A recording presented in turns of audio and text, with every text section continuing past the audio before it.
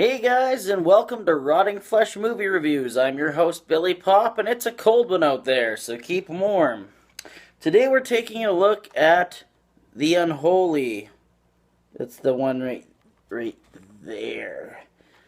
I went into this blindly, very blindly, and after wax work on this 8-pack, honestly wasn't really looking forward to it. But, wow, was I in for a shocker. And I'll tell you why. Without giving too much away, this movie is about a string of murders that happen in a specific church in New Orleans. And basically what happens is this guy gets thrown out, or this priest gets thrown out the window of a building from this guy that he doesn't know. He survives falling out of the building without a scratch, bruise, nothing, and ends up being, I guess, head priest of the church or whatever you want to call it. And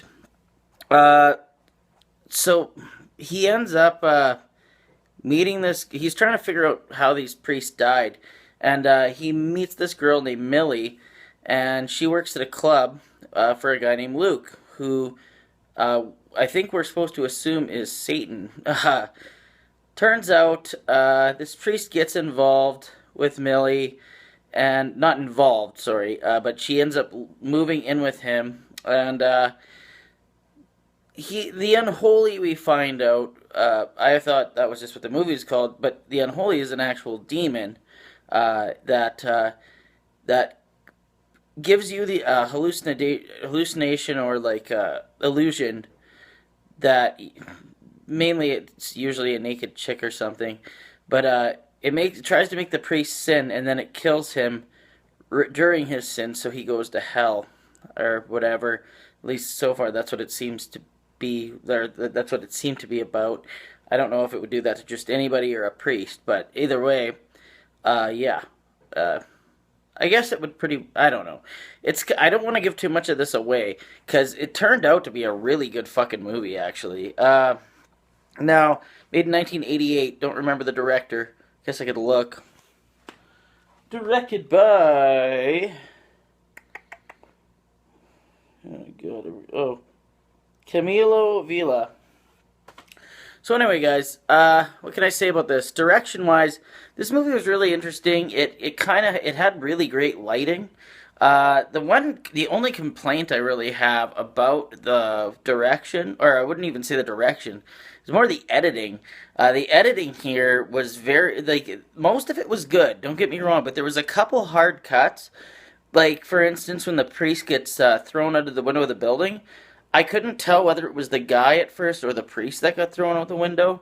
And also, there was a scene where a guy gets his throat ripped out at the very beginning, where I didn't really, I didn't see, like, it didn't look like it even happened until he hit the floor. So it seemed really, like, cheesy at first, and I thought, I don't know.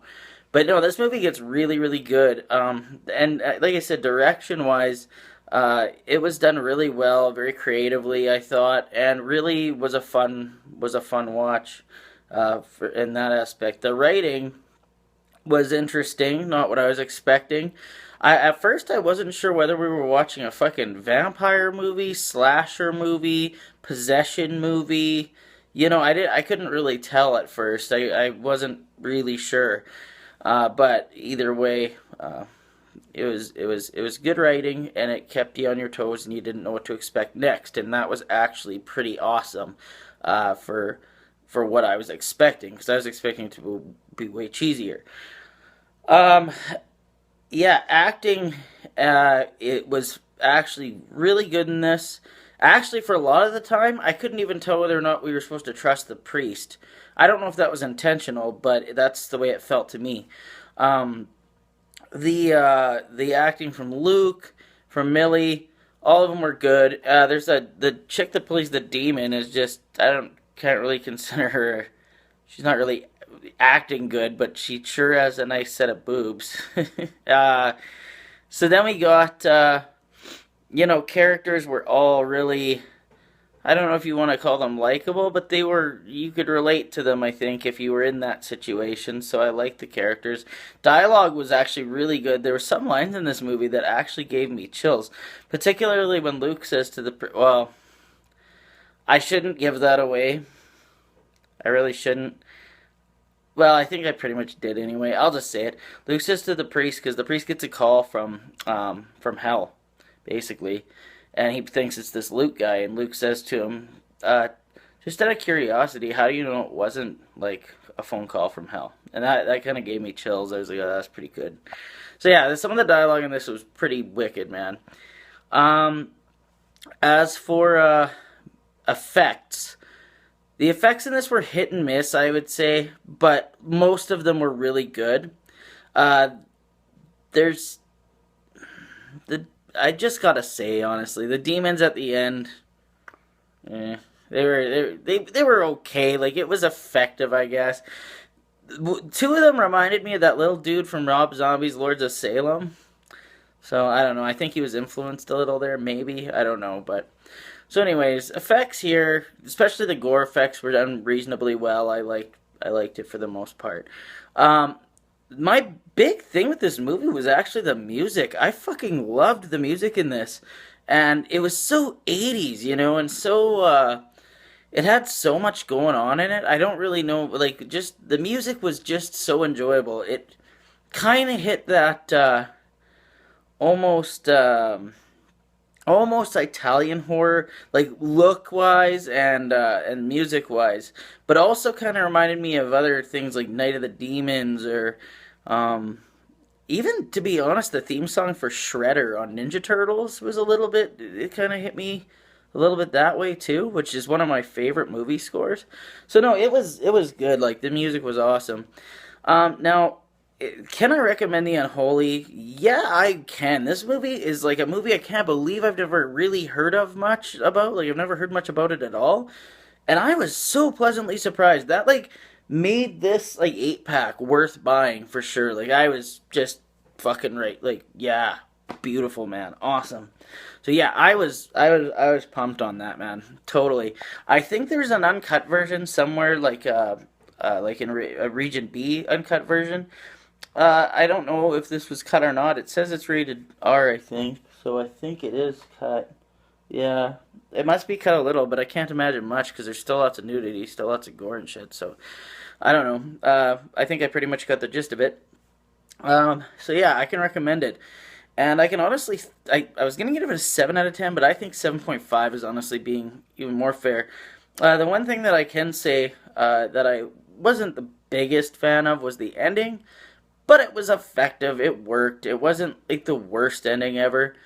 But it also didn't seem like it was going to go that route to me. So I don't know. But that's what I'm saying. This movie didn't seem at all like it was going to go a specific direction every time. So it surprised me around pretty well every turn. So in that respect, it was awesome. Um, so yeah, 7.5 for The Unholy, honestly. Worth the watch. Guys, I'm going to try and make more videos. I know that I've been slacking a lot. It's just, I've been so busy with work, man. I know I've complained about this a few times, but it's just, we have no people at work. Fuck, I might even quit my fucking job soon because I'm just getting so sick of being the main guy constantly. I did not sign up to be a fucking manager or anything, so I'm not very pleased right now with my job. Might be looking for other work, so if that happens, I'll definitely be making more videos. But next up on the list here is Chopping Mall, which I've also never seen. In fact, I don't think I've seen anything on this 8-pack before in my life, so each one's going to be a new adventure for me. Chopping Mall, I know it's pretty popular.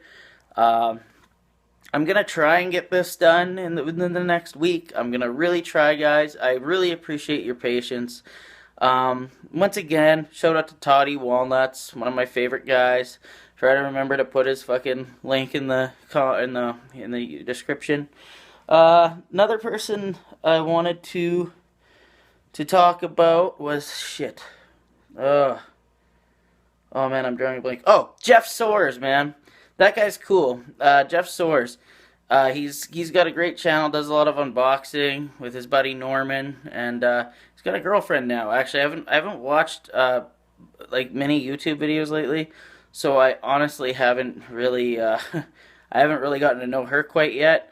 But honestly, he's a great YouTuber. Really worth the watch. Really worth subscribing to.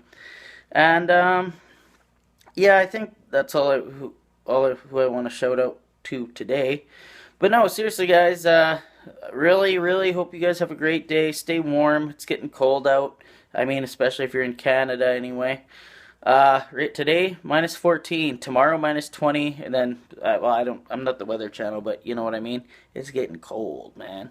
So, anyways, guys, have a good fucking day, and it like, rate, subscribe, and shit, and all that stuff. And don't step on any nails, cause you might get hepatitis. See? Catch you later. That Magic Production.